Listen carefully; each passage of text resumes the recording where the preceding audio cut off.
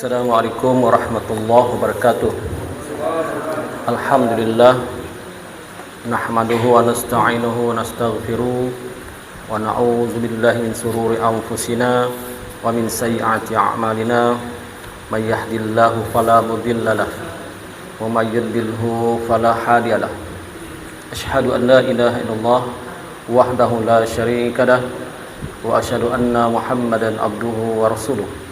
Allahumma salli wa sallim ala sayyidina wa nabiyyina Muhammad wa ala alihi wa sahbihi ajma'in. Amma ba'd. Yang saya hormati seluruh PJK Masjid Jami' Bandar Sendakan, kemudian tuan-tuan haji, ustaz-ustaz yang hadir pada malam ini, insyaallah, dan tazkirah pada malam ini ataupun kuliah pada malam ini akan dapat memberi manfaat kepada saya terutamanya dan juga kepada tuan-tuan yang mendengarnya pada malam ini, insyaallah. Kita banyak-banyak bersyukur kepada Allah Subhanahu wa taala kerana sekali lagi dengan limpah dan kurnianya maka Allah Subhanahu wa taala masih lagi memanjangkan umur kita. Kita masih lagi menghirup udara segar di atas muka bumi yang fana ini, yang mana semua kita satu masa nanti insyaallah akan kembali ke satu negara yang kekal abadi, yaitu negara akhirat, kekal abadi, abadan selama-lamanya. Mahu tidak mahu kita akan ke sana. Sesiapa yang tidak mahu ke akhirat akan ke akhirat juga. Sesiapa yang mau ke akhirat tetap ke akhirat, yang benci akhirat tetap ke akhirat, yang sayang akhirat pun tetap ke akhirat. Lelaki ke akhirat, perempuan ke akhirat, umat Islam ke akhirat, yang bukan Islam pun ke akhirat. Kenapa tuan-tuan? Kerana alam ini, alam semesta ini ciptaan Allah Subhanahu wa taala. Ciptaan Allah, Tuhan yang Maha Esa, yang Maha Agung, yang Maha Besar, yang Maha Kaya, yang tidak mengharapkan sesiapa pun. Bahkan kitalah hamba-hamba yang mengharapkan kepada Allah Subhanahu wa taala. Cuma tuan-tuan yang dikasih sekalian, persoalannya adalah kita ini, diri kita, diri saya, apakah kita pergi menemu Allah, bertemu dengan Allah dalam keadaan kita bersih daripada dosa, ataupun kita pergi kepada Allah masih membawa dosa, ataupun ada sedikit-sedikit dosa, ataupun dosa lebih banyak daripada pahala. Sedangkan kita sudah maklum, kita sudah faham bahawa hanya pahala yang lebih banyak daripada dosa, insya-Allah akan selamat. Maknanya kalau ditimbang pahala kita itu, kalaulah pahala kita itu contohnya 100% kan, maka 50% pahala, 49% dosa, ada harapan untuk selamat masuk ke syurga yang dipanggil golongan Ashabul Yamin yang pernah kita kuliahkan dahulu. Golongan Ashabul Yamin adalah golongan kanan yang mana amal ibadahnya ataupun pahalanya lebih banyak daripada amal kejahatannya. Adapun golongan Ashabus Shimal, golongan sebelah kiri, kejahatannya lebih banyak daripada kebaikan. Maknanya dosanya lebih besar daripada pahalanya. Kalau dinisbahkan 100% markah, maka dosanya 50% lebih daripada pahalanya cuma 49%. Kalau pelajar-pelajar sekolah yang mengambil SPM tidak lulus subjek itu, gagal dia, maka dipanggil golongan Ashabul Shimal. Apakah Ashabul Shimal ini akan masuk neraka? Akan masuk neraka, tetapi satu masa nanti akan keluar daripada neraka juga dengan syarat dia tidak syirik. Tidak syirik, tidak menyekutukan Allah. Dia orang Islam, dia masih beriman dengan Allah dan Rasul, yakin dengan Allah dan Rasul, tetapi tidak ada syirik. Tidak pernah dia menyekutukan Allah. Tidak pernah. Dia yakin dengan Allah, cuma imannya lemah. Imannya lemah, ya. Sembahyang ala kadar, sembahyang juga, tapi cuma seminggu sekali, ataupun sembahyang juga cuma setahun sekali. Imannya lemah. Tapi dia yakin pada Allah, dia yakin pada Rasulullah, dia yakin Islam ini benar. Maka dosanya banyak. Oleh kerana dosanya banyak, maka Allah membankan dia ke dalam neraka dahulu, dicuci dosa itu. cuci, lambat laun satu masa nanti maka dia akan masuk ke syurga. Tapi lambat laun tu berapa lama tuan-tuan? Ini persoalannya. Sedangkan kita sudah maklum ukuran akhirat ka alfi sanatun mimma ta'uddun. Satu hari akhirat sama dengan 1000 tahun di dunia. Jadi kalau masuk ke alam azab neraka itu cuma sehari, bermakna kita 1000 tahun dalam neraka. Na'udzubillahi min zalik. Tuan-tuan, janganlah satu hari pun di dunia ini setengah jam, siapa berani setengah jam ambil api mancis ataupun lighter tu, ambil tangan kita, jari kita bakar setengah jam saja, mampukah kita? Aduh ya Allah, hancur jari kita ni, rosak, hangus setengah jam. Kalau 1000 tahun, subhanallah. Sebab itu jangan minta-minta, ya Allah biarlah yang penting aku masuk surga juga. Jangan tuan-tuan, kerana 1000 tahun bermakna kekal abadi juga tu kan. Hilang orang-orang dalam api neraka ni, orang-orang dalam lubang neraka ni sampai putus asa dari rahmat Allah. Cuma oleh kerana dia masih beriman, ada iman di hatinya walaupun sebesar zarrah. Kata para ulama, ahli-ahli neraka yang bukan Islam, yang kafir, munafik ni tetap kekal dalam neraka selama-lamanya, tidak akan keluar. Kafir pun kekal selama-lamanya dalam neraka, tidak akan keluar. Mereka heran kepada orang Islam yang pernah sujud walaupun seminggu sekali, yang pernah sujud pada Allah walaupun setahun 2 kali. Sebab mereka heran mukanya tidak terbakar, muka anggota sujud tidak terbakar oleh api neraka. Jadi bertanya orang-orang kafir, semua munafik, kamu ni siapa? Kamu umat apa? Kenapa kami lihat kamu agak lain daripada kami? Kami terbakar semua, badan kami hangus, tetapi kamu masih ada sisa-sisa badan kamu yang tidak hangus. Kenapa? Maka berkatalah dia, umat Muhammad, sesungguhnya kami ini umat Muhammad dalam keadaan menangis, sedih. Kami umat Muhammad, kami diperintahkan salat 5 waktu, kami tidak salat 5 waktu. Kami cuma salat seminggu sekali, alangkah hinanya kami di neraka ini.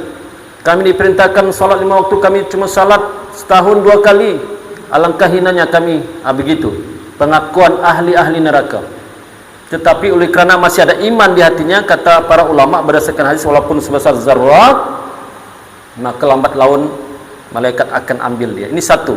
Yang kedua, akan ada orang yang masuk neraka tetapi cepat masuk syurga, dengan sebab orang itu dapat syafaat. Syafaat dari mana?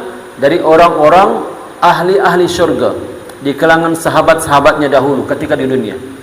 Ada sahabat-sahabatnya yang soleh-soleh, yang soleh-soleh ketika di dunia dahulu, yang sama-sama berkawan dengan dia, sembahyang bersama-sama ke masjid, mendengar kuliah bersama-sama ke masjid, berpuasa itu juga kawannya, mesyuarat itu juga kawannya, makan di restoran itu juga kawannya. Tapi kawannya itu soleh, kawannya masuk syurga.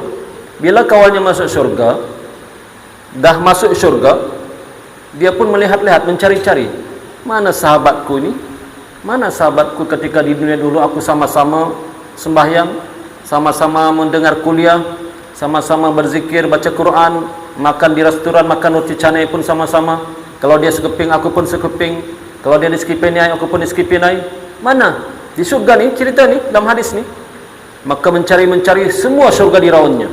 Kan surga ni banyak, surga ni ada 8 jenis, sedangkan neraka ada 7.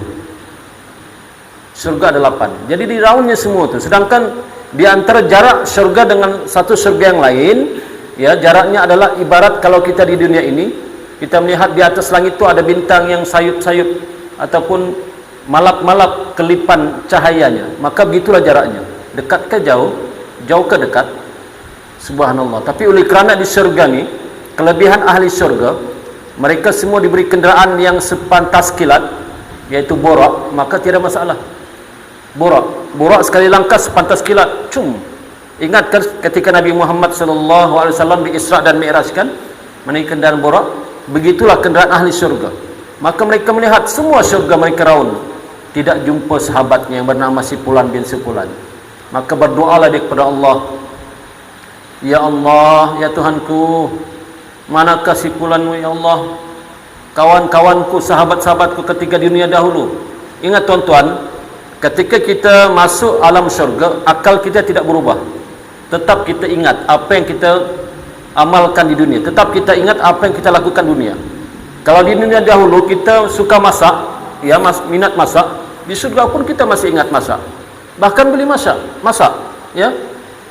Boleh masak di surga. Di surga ni makanannya memang lazat-lazat lah. Tidak macam di dunia inilah. Makanannya memang tak boleh tergambar betapa indahnya makanan ahli syurga itu. Ya, tidak lupa, maka dia ingat kawannya. Maka dengan izin Allah diperlihatkan kepadanya kedudukan kawannya itu.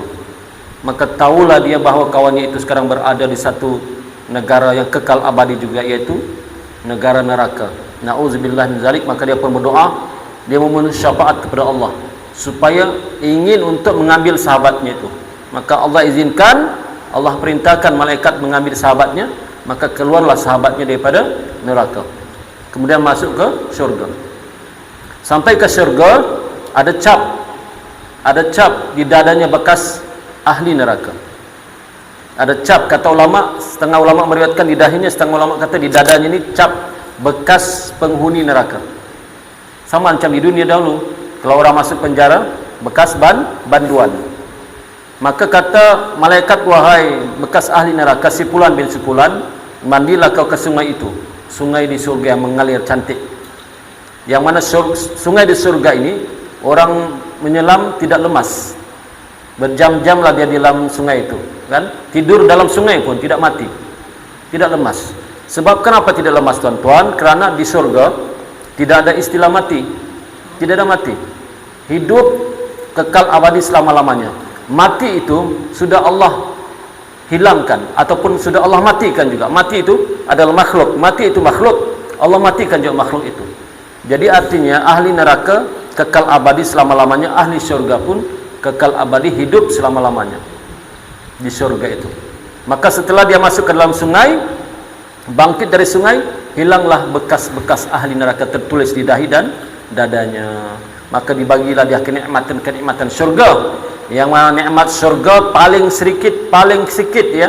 Orang yang masuk syurga, nikmat yang dia rasa paling sedikit adalah kekayaan di dunia ini. Kekayaan dunia ini, orang yang paling kaya dicampur di dunia. Contoh yang dulu kaya siapa? Dulu kaya zaman Nabi Musa adalah siapa? Yang kaya zaman Nabi Musa dulu? Qarun. Qarun adalah orang yang paling kaya di zaman Nabi Musa. Bahkan sampai sekarang tidak ada orang yang dapat menandingi kekayaan Qarun, tidak ada. Kenapa, tuan-tuan? Kekayaan Qarun ini, dia punya tempat stok harta, ataupun bangunan tempat simpan harta. Bangunan saja tempat simpan harta, ataupun gudang tempat simpan harta. Kuncinya itu kunci gudang. Kunci gudang tempat simpan harta dipikul 60 ekor unta. Kuncinya saja. Kunci untuk gudang itu dipikul oleh 60 ekor unta. Banyakkah sikit? Banyak, hartanya banyak, subhanallah. Bahkan Qarun inilah yang menyumbangkan emas, harta kepada Fir'aun. Ketika Fir'aun ingin membuktikan kewujudan Tuhan Musa, maka Fir'aun pun membuat satu menara tinggi. Buat menara tinggi, tidak dapat mencukupi hartanya untuk membuat menara tinggi, maka dia minta tolong dengan Qarun. Maka Qarun pun buat menara tinggi. Tujuan Fir'aun itu untuk memanah Tuhan Nabi Musa. Jadi Qarun ini orang yang paling kaya di zaman Nabi Musa, kan? Zaman Nabi Musa, Qarun adalah orang yang paling kaya sekali. Hartanya melimpah ruah. Sedangkan Qarun ini, kalau ikut sejarah awalnya, orang miskin, orang susah. Qarun ini sepupu Nabi Musa alaihissalam, tinggal dalam gua. Nabi Musa dengan Qarun peringkat awal tinggal dalam gua, yang mana gua tu ada air menitis. Itulah yang diminum oleh Qarun dan Nabi Musa. Tiba-tiba Qarun berkata, wahai Musa, sesungguhnya aku ingin memohon kepadamu, engkau tu Rasul, engkau Nabi. Mintalah kepada Allah supaya aku diberi kekayaan walaupun sedikit. Nabi Musa kata, jangan. Biarlah kita dalam keadaan begini. Nanti kalau engkau kaya, takut engkau lupa dengan Allah. Tidak, wahai Nabi Musa. Kalau aku kaya besok, aku akan bantu perjuangan kita. Betul. kita ni miskin, aku akan bantu perjuangan kita. Kalau kita kaya, doakanlah, berilah aku kekayaan walaupun sedikit. Kata Nabi Musa, nanti jangan, aku takut nanti kau lupa dengan Allah. Begitulah setiap hari dipujuk oleh Qarun, pujuk punya pujuk, termakan pujuk Nabi Musa alaihissalam. Kan sepupunya pula tu, kasihan juga dia. Okeylah kalau begitu, aku doakanlah. Maka Nabi Musa pun berdoa, ya Allah, berilah kekayaan walaupun sedikit sahaja kepada Qarun ini, sedikit saja kekayaan. Maka peringkat awal dikatakan dalam sejarah, diberilah dia ekor kambing dipelihara. Maka kambing itu subur pula, beranak hingga kambing yang itu banyaknya itu memenuhi satu lembah. Lembah bukan sedikit, banyak. Tiba-tiba terdengarlah berita bahawa dia sudah kaya. Nabi Musa pun arahkan pengikutnya untuk minta derma ataupun minta zakat lah kepada Qarun. Kan kaya sudah, janjinya hari itu kalau kaya bantu perjuangan Islam. Maka dia pun ke sana lah, dia pengikut Nabi Musa yang lain tu minta, wahai Qarun, kami daripada Musa alaihissalam memohon padamu untuk meminta bantuan, minta zakat derma untuk perjuangan Islam. Apa kata Qarun? Cis, senang-senang pula kamu minta, aku susah payah membuat menjaga kambing sampai begini, senang-senang kamu minta. Nampak, lupa janji kan, lupa janji. Jadi kata Allah, balik kepada tadi, orang yang masuk surga itu, kata Allah, dihimpunkan kekayaan manusia yang paling kaya di dunia ini, bahkan satu dunia ini. Zaman kita sekarang siapa yang paling kaya? Ada orang kata Bill Gates, siapa tidak tahulah, itu orang-orang putih kaya. Dihimpunkan kekayaan segala sultan-sultan, termasuk Sultan Brunei, dihimpunkan dikali 10. Dikali 10. Itulah yang dibagi kepada ahli surga yang paling sedikit saja, yang paling nikmat, paling sedikit Allah bagi. Dunia ini, satu bulat dunia ini dengan kekayaannya dikali 10. Sikit kah tuan-tuan? Itu pun dikali 10, kekayaan dunia ini dikali 10 tidak sama dengan akhirat punya nikmat. Kerana di dunia kita pernah sakit, betul tidak? Orang-orang kaya kadang-kadang kaya banyak duit, tapi ada pantang, ada kencing manis. Betul kan?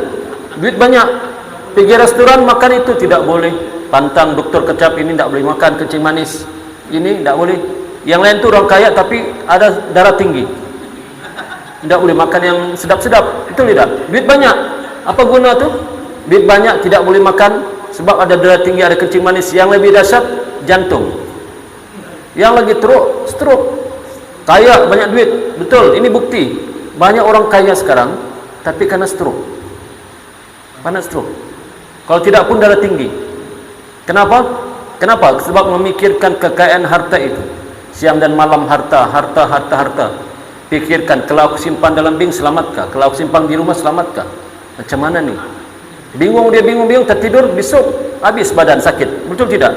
Sebab itu dalam Islam, kalau kita ada harta lebih, bagi kepada fakir miskin.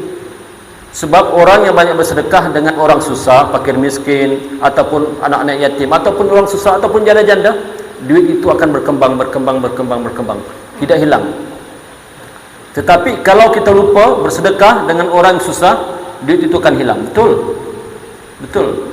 Ini banyak terbukti. Dia heran, dia banyak duit, tapi oleh kerana satu ni dia lupa bersedekah, kejap saya habis duitnya. Kejap saya duit. EPF-nya keluar 200 ribu, tidak sampai 3 bulan habis EPF. Dia pun heran, mana duit ni? Sebab dia lupa bersedekah, tuan-tuan. Sedekah ni penting. Paling tidak pun bersedekahlah ke masjid, kan?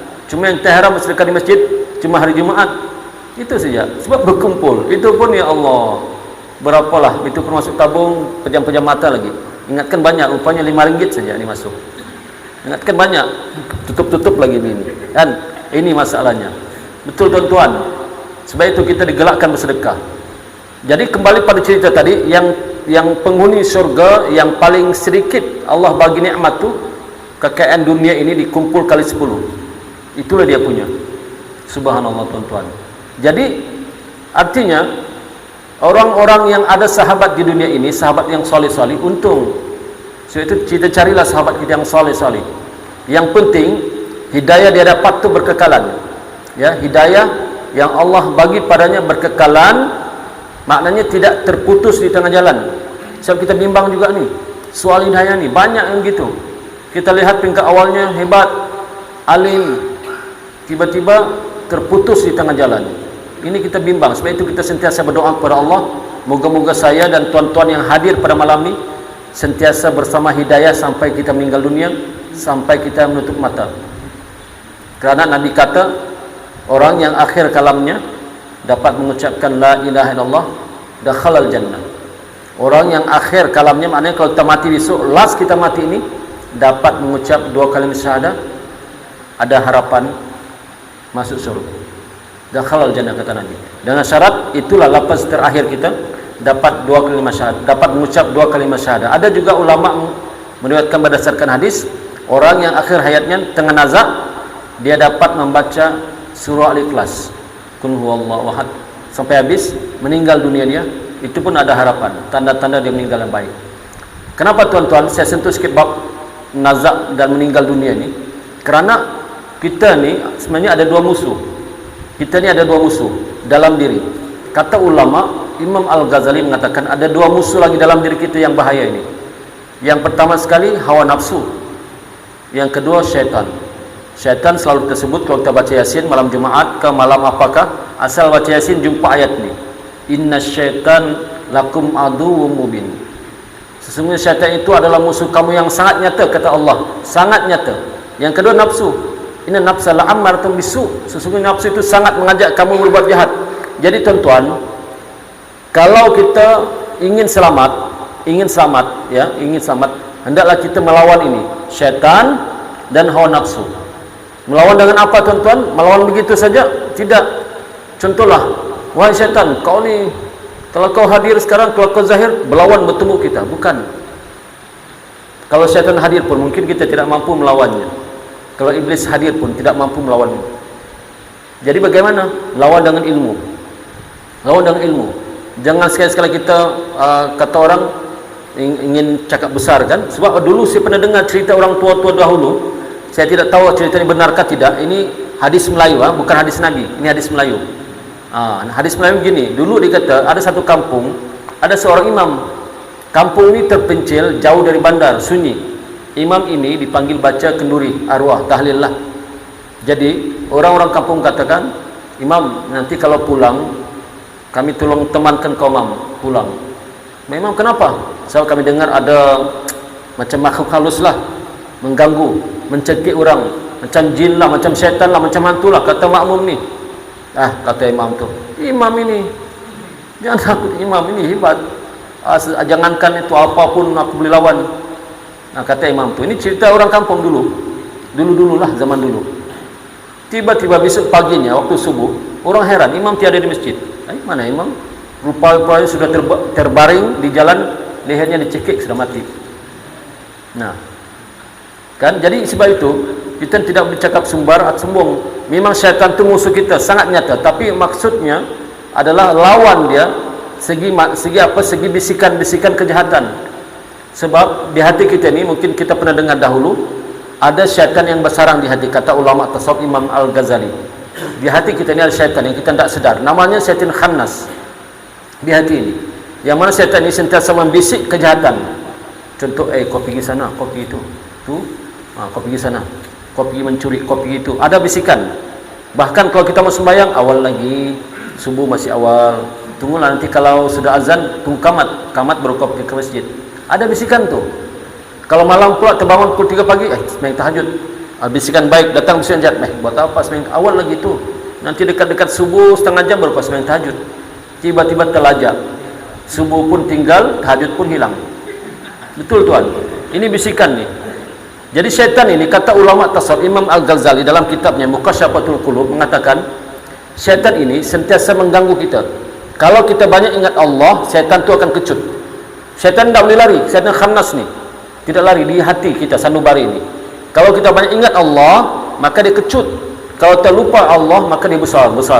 Lama-lama dia bersarang dan bertelur. Tidak dapat dinasihat lagi, dicamaka, diapakan, tidak dapat, tidak masuk. Sebab syaitan sudah bersarang di hatinya. Semua manusia ada, termasuk Nabi kita Rasulullah ada. Cuma kata ulama, syaitan yang berada di hati Nabi sudah perlu Islam. Perlu Islam sudah, tidak boleh lawan, kecut.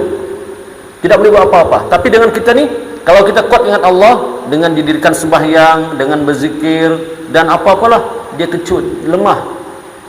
Roh kita kuat, syaitan lemah. Bahkan hati kita tu akan didatangi pula oleh malaikat. Malaikat datang membisikkan kebaikan-kebaikan di hati kita ni, malaikat. Bangun jam 2, sembahyang Tuhan. Oh, ada macam bisikan. Kita tidaklah di telinga, tapi terasa macam ada menyuruh. Ringan kita bangun. Ringan terbangun, berwuduk terus sembahyang. Itu bisikan baik. Kadang-kadang ada bisikan menyuruh kita datang ke masjid, bisikan menyuruh kita bersedekah, bisikan kita baca Quran, berzikir. Itu bisikan bagus, adalah bisikan malaikat. Layan dia. Tapi kalau bisikan iblis, syaitan jangan layan. Banyakkan istighfar. Iaitu rahsia di antara kita supaya kita khusyuk dalam sembahyang. Ada setengah ulama tasawuf mengatakan, ketika kita sebelum angkat takbir, baca qul a'udzu birabbin nas sampai akhir, kemudian qasatkan tiup di sini. Qasatkan tiup di hati. Supaya kita kalau angkat takbir itu tidak ingat apa-apa. Sebab Tuhan kadang-kadang kalau kita angkat takbir Allahu Akbar, ada pikiran kita macam was-was. Ingatkah? Ada orang takbir was-was. Allah tidak jadi lagi. Salah. Allah tidak jadi. Allah tidak jadi. Kenapa? Sebab itu khannas. Jadi baca qul a'udzu birabbin nas sampai habis baru tiupkan gitu. Insya-Allah dalam beberapa saat hilang gangguan burung ke takbir. Ini rahsianya. Sebab kita ni termasuk saya sukar mahu khusyuk ya, sukar. Di akhir zaman ni sukar kita untuk khusyuk ya, di akhir zaman susah. Kenapa? Kerana gangguan yang banyak sangat di akhir zaman, gangguan mata. Yang mana perkara gangguan mata ni tidak pernah berlaku di zaman Rasulullah dan para sahabat. Apa dia? Okey. Yang pertama, di zaman Rasulullah tidak ada yang dinamakan satellite, tidak ada. TV, television, warna, video, panggung wayang tidak ada. Handphone tidak ada. Jadi mereka dapat tumpukan ibadah kepada Allah Subhanahu Wa Taala. Ya, lepas isyak sembahyang sekejap, tidur awal. Bila tidur awal, bangkit awal. Orang-orang sekarang ni kebanyakannya tidur lewat. Tidur pukul 1 malam, pukul 2 malam. Macam mana mau bangkit awal, tuan-tuan? Susah mau bangkit awal. Kenapa? Tidur lewat, tidur tidak cukup alasannya, maka bangun pun lewat. Ini ujian akhir zaman. Sebab itu di dalam kitab mengatakan, kalau tidak ada urusan penting, tidurlah awal ketika malam. Contoh umpama sekitar pukul 10 malam, supaya mudah kita bangkit awal. Bangkit pukul 3 contoh untuk sembahyang tahajud, atau pukul 4 sebelum subuh. Sempat kita sembahyang tahajud walaupun 2 rakaat, sempat sembahyang witir walaupun 1 rakaat. Ini rahsianya. Tapi di akhir zaman ni tuan-tuan ni termasuk saya lah ya, ujian kita banyak, tidur kita lambat. Kalau tidur itu disebabkan lambat tidur disebabkan baca Quran, tidak apa. Lambat tidur disebabkan berzikir, tidak apa. Tapi lambat tidur disebabkan mata kita melihat, menonton, kan, tak kira lah video kah, filem kah, apakah, menyebabkan kita sukar bangun awal-awal, sukar. Bahkan lama-lama badan kita tidak sehat, timbul penyakit-penyakit, macam-macam penyakit ya, penyakit jantung, kencing manis, darah tinggi, kurang darah, tekanan darah. Akibat ini kita sendirilah ya. Mudah-mudahan kita dapat manfaat di dunia dan di akhirat. Yang benar itu datang daripada Allah Subhanahu Wa Taala. Yang salah dan silap itu tentu datang daripada kelemahan hawa nafsu sendiri. Saya mohon ampun dan maaf. Wabihi wallahu alam. Assalamualaikum warahmatullahi wabarakatuh.